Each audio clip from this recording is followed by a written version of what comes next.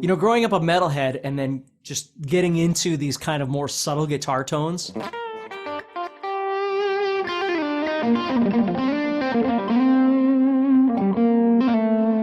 just love it. It's fun. It's beautiful. Yeah, it's cool. Steve Stein, thank you for being here, sir. You are most welcome. Guys, thank you for being here. Steve and I always appreciate every time that you show up to one of our live events. While we're waiting for everybody to get in and kind of get settled, I want to welcome you to another creative soloing workshop. We're doing a whole series for these for you guys, and we'll put them there on the YouTube channel. They'll be in a nice organized playlist that you can find. If you'd like to join us live, we try to do this at the same time each day. Right now, it's probably going to change eventually, but right now we're doing it at the same time each day. And if you'd like to get notified of when we're starting up a next live session, all you got to do is subscribe to the channel and hit the notifications button. And that way you'll get a little notice in your YouTube app or wherever you're watching this, Facebook or whatever, that says, hey, these guys are going live. If you want to come and hang out, we're going to be at a specific time. So thank you for being here. We're doing the creative soloing workshop. All of these workshops are related to Steve's new course. It's called Creative Soloing, and it's available for you at guitarzoom.com. Steve, what are we going to talk about today, my friend? Well, we're going to expand on what we did in the last session. We were talking about meandering, and if any of you haven't seen that session on meandering, please go back and watch it, because it's really, really useful and very important. And so today what we're going to be doing is we're going to take that idea of meandering and we're going to expand it now to try and make meandering become something useful in our playing. As I said in the last time, meandering on its own isn't a musical element. It's a growth of freedom of being able to play in more of a improvisation sense, because you're breaking out of the old mentality of just playing your scale up and down. That's what meandering does for you. So now what we want to do is we want to start trying to kind of move that into a musical place. So what I'm going to do here is, let's say again, I was in the last session, I was looking at G minor pentatonic, and you could use any scale you wanted to, diatonic, anything. So with meandering, I started creating something at a tempo. I was using 100 beats per minute. So if I'm going,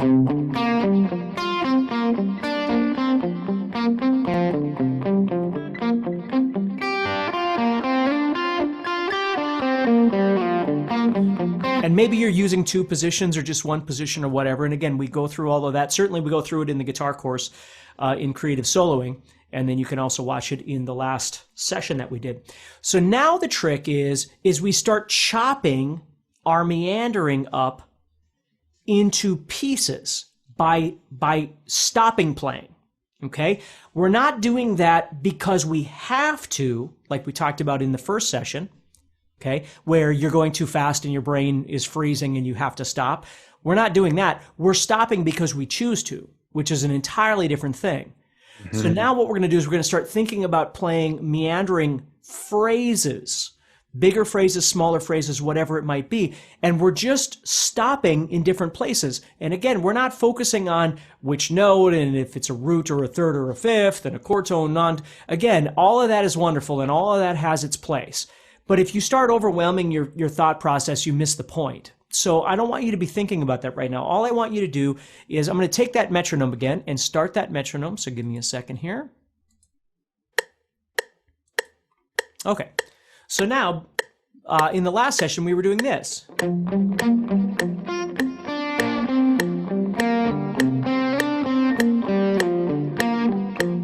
And so on.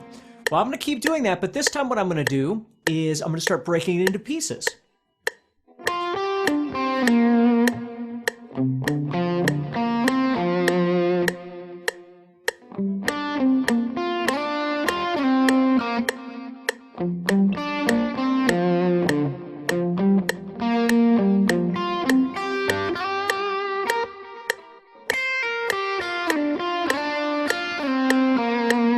Okay, Now notice as I'm doing this, there's two things that I've now added to my playing that you can start exploring. One thing is I'm using vocal techniques, I call them, which are maybe some vibrato is what you're seeing from me. We already talked about sliding and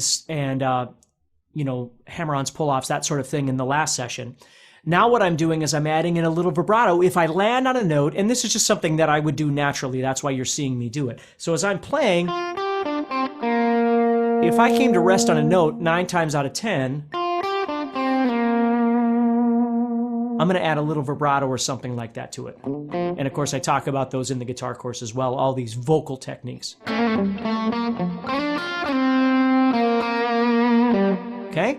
And the second thing you're going to notice is now what I'm doing is I'm playing with the ability of being able to play quarter notes or eighth notes, right? Instead of just playing everything as eighth notes, da, da, da, da, da.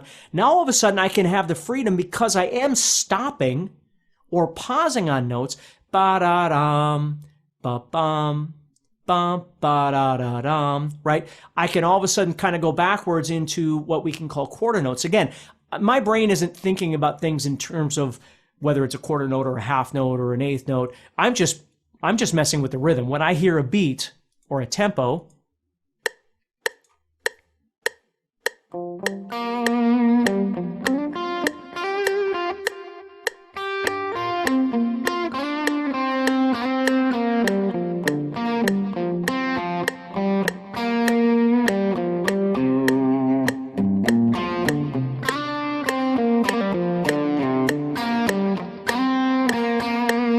so it takes a little while to get comfortable with, whoops, sorry, I got to shut that off there, with doing what I'm doing.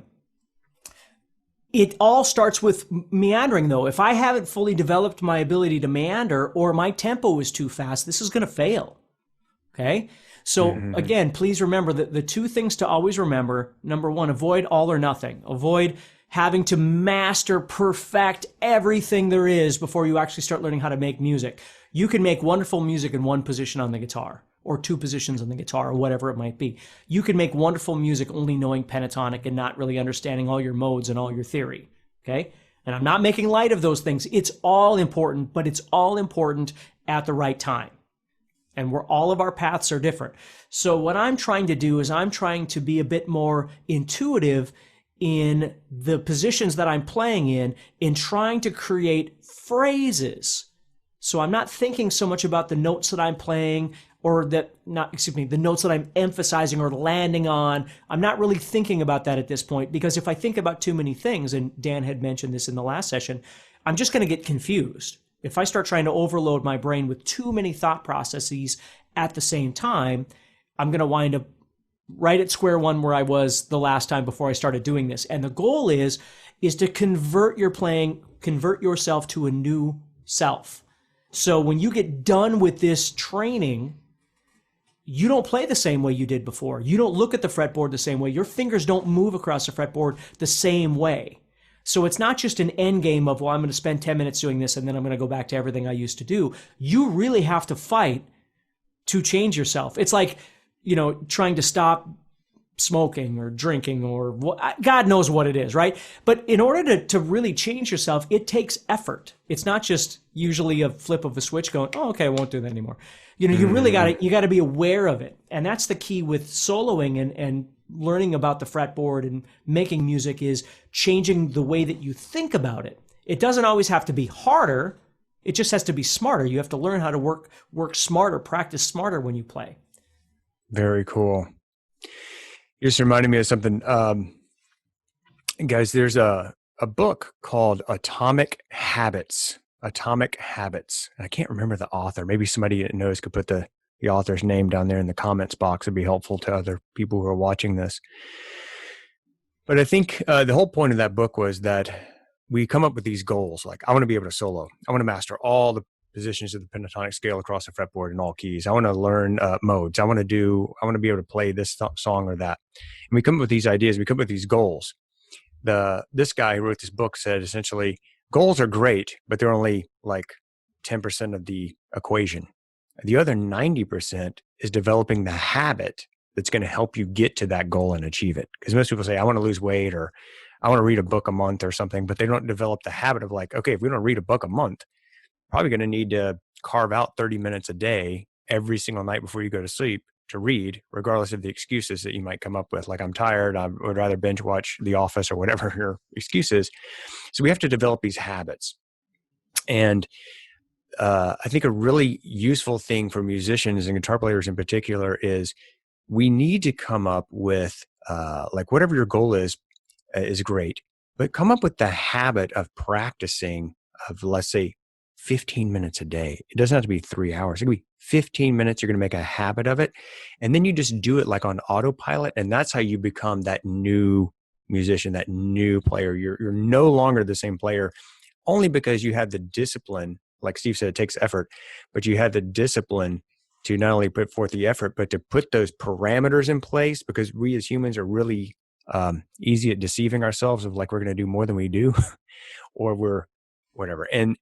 But create the habit, a space and a time and a particular thing that you're going to work on, and then stick to that habit so that a month from now, 3 months from now, you've made some real progress. And when you look back, you're like, man, I'm not the same player anymore. That's super exciting. Well, and I would tag on that too, that understand that if you're going to have a goal of 15 minutes a day, and again, I'm not downplaying it, I'm just being honest. Think about it. If you have a goal of 15 minutes a day, but you have 30 goals, how are you going to fit 30 goals into 15 minutes a day? I've had people that have said, yeah, I practice this for 2 minutes and then I practice this thing for a minute. I'm like, it takes me longer than that to go to the bathroom. You know what I mean? I don't know how you can set a goal of 1 minute. I'm not saying that it's not possible on occasion to get something really impactful from a minute or two of practice or study. It happens. Don't get me wrong. But if you're going to cultivate something and you've got 15 minutes, you need to slice down the amount of obligations you've given yourself and be realistic about what your goals are going to be for those 15 minutes.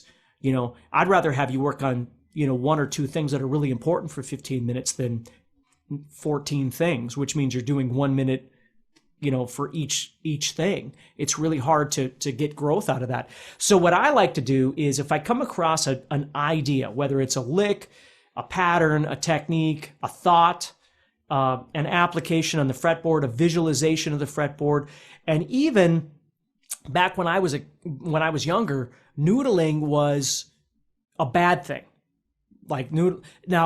So I never did it.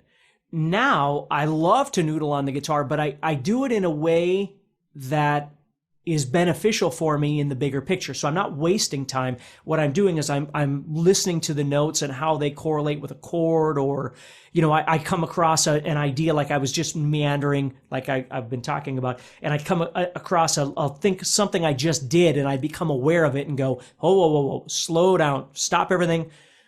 Let's look at what that was. Let me figure out what that thing was. And then I'll sit and I'll do it over and over and over and over and over. And all of a sudden, everything else that I was working on has now taken a back seat to this current thing that I'm trying to focus on.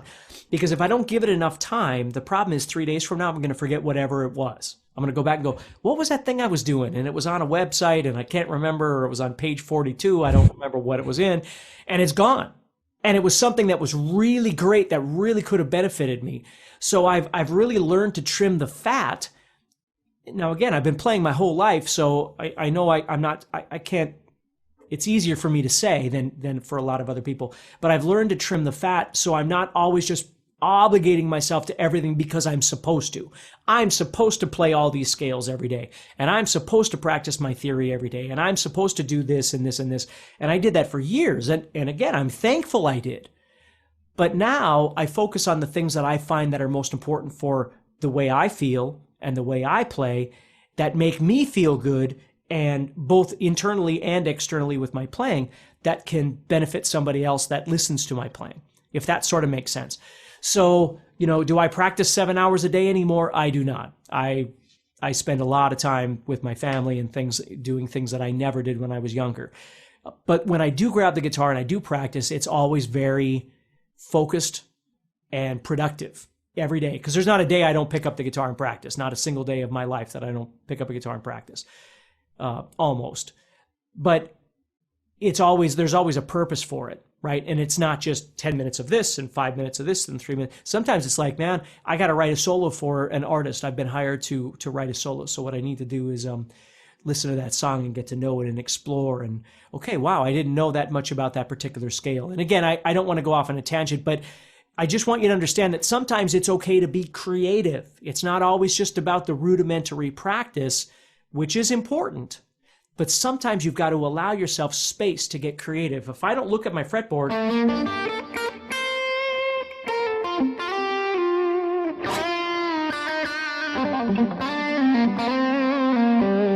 and learn how to play some sort of phrase that sounds musical to me, that feels good to me, that I would use in a real life playing situation, I'm just going every day of my life. And again, I'm not making light of that. I've done that. I can't even tell you how many countless hours I've spent doing those things.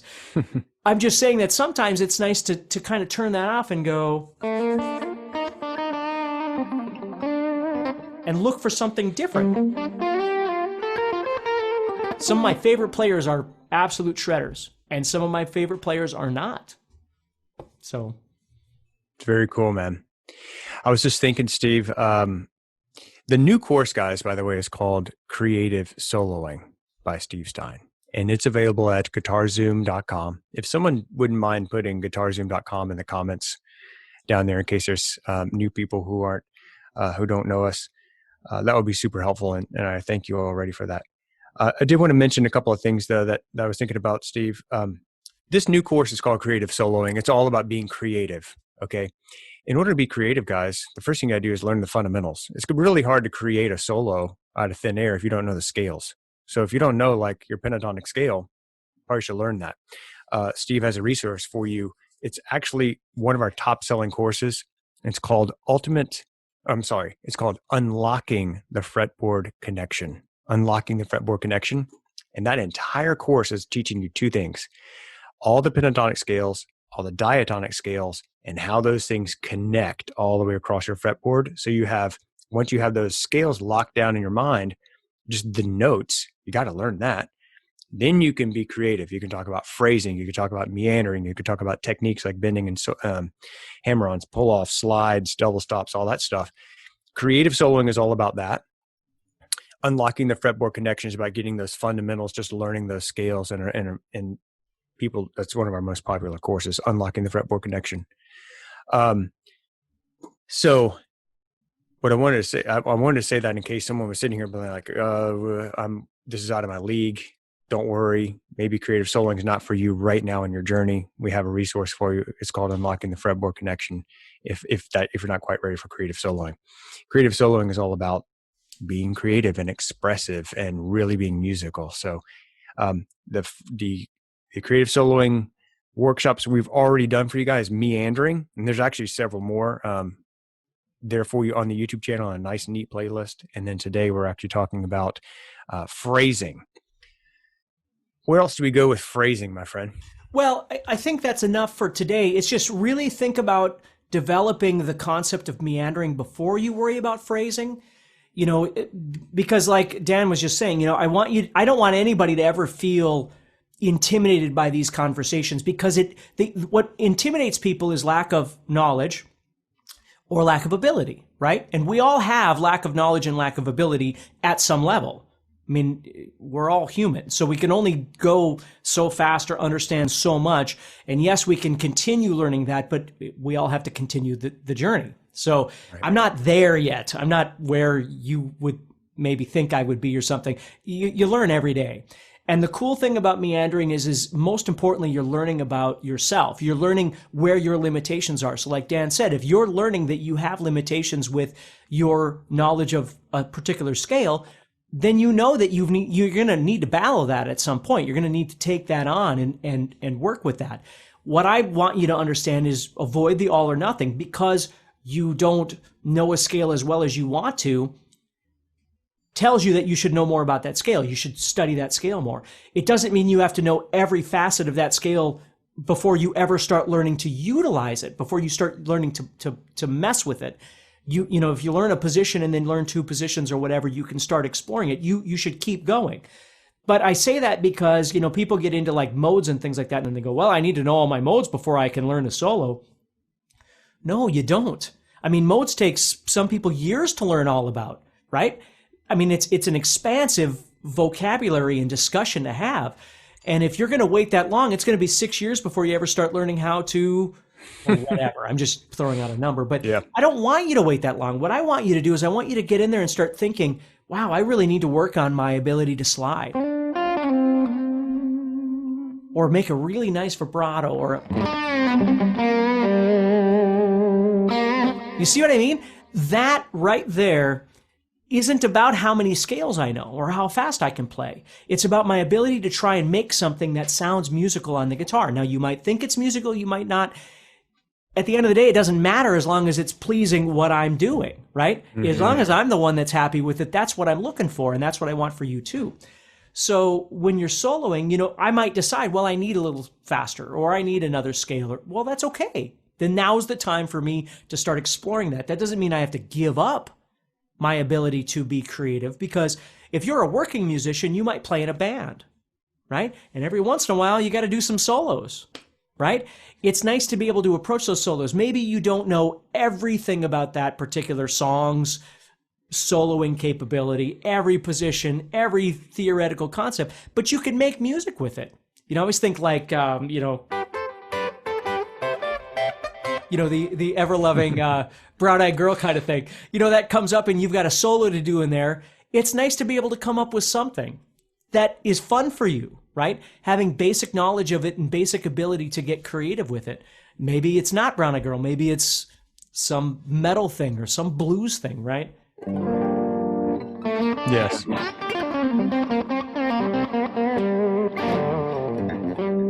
Whatever it might be, your ability to get creative and make good music with that, there's a special feeling that comes with going, wow, that kind of sounded like music.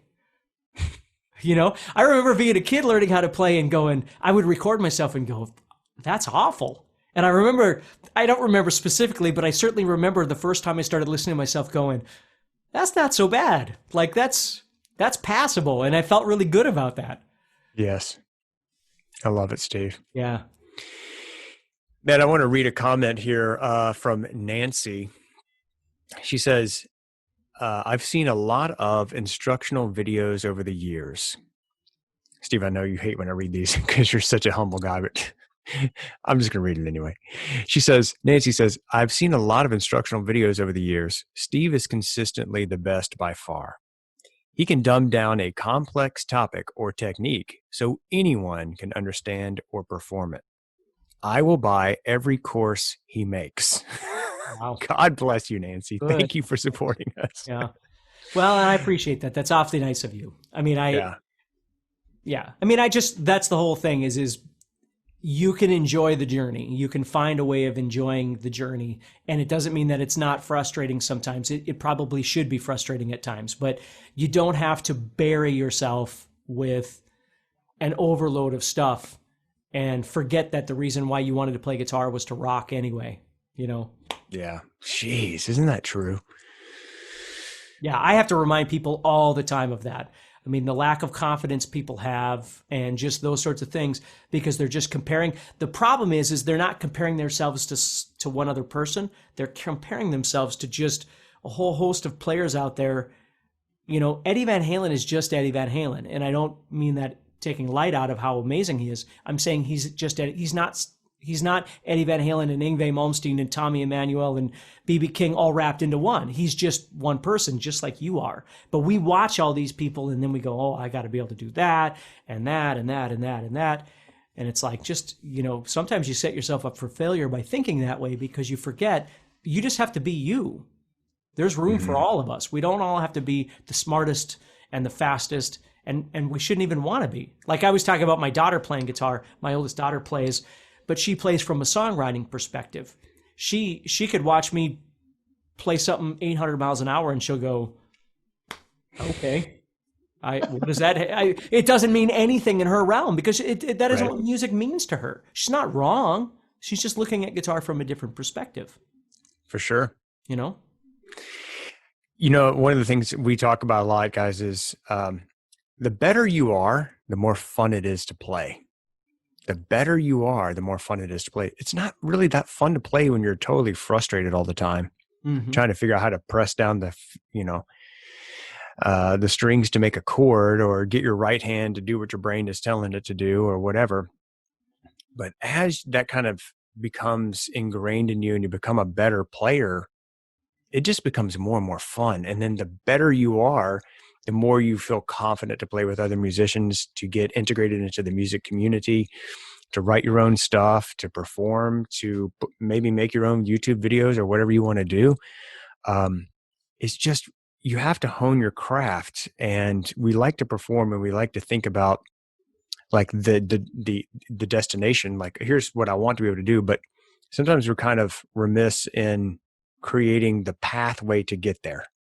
And like, the journey of learning how to get to there is there's a path. And if you're really patient with yourself and you follow that path and you work diligently at it and you create the habits around it, man, when you hit those milestones of like, I didn't know the scales, now I know them. I didn't know and learn how to do this technique, and now I know it. And the more that you learn, the more fun it is to play, and the whole thing just kind of snowballs. And that I call it the upward spiral. So there's like downward spirals. You talk about that. People go off the rails for various reasons, but there's also an upward spiral. The better you are, the more fun it is to play, and it just kind of feeds itself. And so anyway, we've talked about a lot here today. Steve, is there anything else you wanted to cover on phrasing, or should we wrap it up? No, I think we're good. The one final point I'll say on that, though, is also define for yourself what better means. Yeah. Like better for me when I was a kid meant faster. Better for me as an adult means more creative. We're all different that way. So, if you think about the way I try and teach with really kind of, getting real micro in the idea of what I'm trying to get across. Sometimes when you think about what you're trying to accomplish as a guitar player, do the same thing. Think smaller and find a smaller idea that you can really cultivate, and that will make you better, whatever better means. Better for me sometimes just means, I've always used the word authentic. Like when I hear players play, I don't base players on, this is just me, but I don't base their skill on whether they're fast or slow or rock or blues, or I don't think in those parameters anymore. And I haven't for a long time. I think authentic. That's the word I always use, is authentic. When you go to play, does it sound authentic? Is it something that people would hear and go, yeah, that sounds like music? That to me is always the goal is, and maybe it means faster. Maybe it means smarter. Maybe it means more knowledge of your fretboard. It could mean, that's all up to each one of you to decide. But we're not all on the same journey. So I completely agree with Dan. And I would say, define what it is that would make you better. I used to, and again, I know we got to go, but I used to have students that we'd jam together back when I used to do one-on-one lessons, and we'd be jamming and they would go for a bend and they would just butcher the bend, right? Because they understand the concept of the bend, but the actual control isn't there. And then you could just see them get red and sweaty. And then when we'd be jamming, they'd stop trying to do any bending because the fear just takes over them, just something small like that. But their ability to go for that bend, now it's prohibited. Like they won't do it because we're jamming. And I would keep telling them, well, you got to go home. You really got to work on that technique. If you want to learn how to bend and you want to use it in your playing, you got to be confident with it. Doesn't mean it's always going to be perfect. We all bend out of tune on occasion or whatever the case may be, but you've got to have control of it. And the only way you can do that is you've got to practice it. It's awesome. Steve, thank you very, very much. This has been, every time we do one of these sessions, man, I cannot talk today. Every time we do one of these, I'm just astonished at what a great teacher you are and how you can take things and break them down. And I think there's a certain wisdom that you have, from playing for 30 something years or for teaching for 30 something years and playing for, I don't want to say Steve, but playing for even longer than that. Yeah. Oh yeah. It's been a long time. Yeah. Right. There's a certain wisdom that you have that I hope people can appreciate, that you just kind of, you don't get unless you kind of been around, unless you played in bands. Steve's played in bands. for years and years and years, toured to the UK, all over the United States, has taught literally hundreds, maybe thousands of one-on-one students, Oh, for sure. right? You've taught Thousands, Monis thousands. thousands. I mean, and again, I'm not bragging. I'm just saying that's what I spent my life doing, and I don't need to talk about my life. It's just that's what I enjoy doing. I played in bands and things like that, but really, my ability to communicate with people and get them to understand a little bit more about themselves and what they're trying to do was always kind of the thing I was good at. Yeah. And Steve also, not only did he, at one point in his life, was he teaching like 7 days a week, hundreds of students, right? He taught Montessori school. He taught at the North Dakota State University as the professor of modern guitar studies there for a while. He has played and also done session work and done recording and touring. And I think there's a certain level of wisdom and proficiency in your skill set at this point that I hope everybody can appreciate and understand, that the words, even these little workshops that we're doing here, there's some really profound nuggets that can change your playing forever, on just like watching a YouTube video here, right? This is some really good stuff, guys. So anyway, I really appreciate you, Steve, and it's been a pleasure to work with you and continue to do these sessions with you. And I want to thank everyone for joining us here today and for showing up to these live workshops, or taking time out of your day to come and hang out with us. It's an awesome privilege, and Steve and I are super thankful for that. If you'd like to be notified of the next creative guitar or creative soloing workshop they're going to be doing, make sure you subscribe and hit the notify button, and we will notify you of the next live session so you can hang out with us. This will be recorded and put on the site for you, or on the YouTube channel there in a playlist. And if you'd like to get the course, Steve's new course is called Creative Soloing, and it's by Steve Stein, and it's available at guitarzoom.com. Thank you for being here, guys. Steve, thank you so much, my friend. It was another awesome session. Awesome. Yeah. Thank you, everybody. Thank you, Dan. I'll talk to you soon. Okay. Bye, brother.